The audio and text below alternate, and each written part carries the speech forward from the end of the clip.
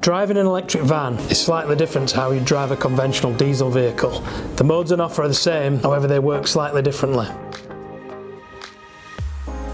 There are 3 different modes available on the range of Mercedes-Benz electric vans: Comfort, Economy and Economy Plus. So let's find out exactly how they work.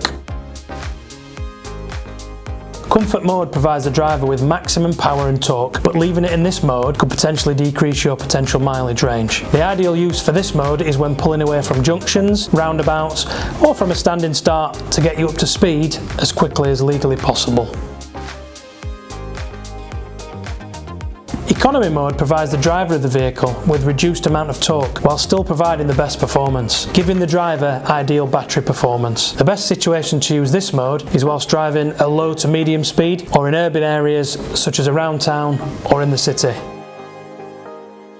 Economy Plus is the 3rd and final mode on offer to the driver. It reduces the torque and power to conserve the battery to a maximum, which means pulling away from junctions and roundabouts could take longer than when using Comfort mode. Ideally, this mode should be used when on long motorway journeys when maximum power and torque isn't required because you're already up to speed, or in the need to conserve power.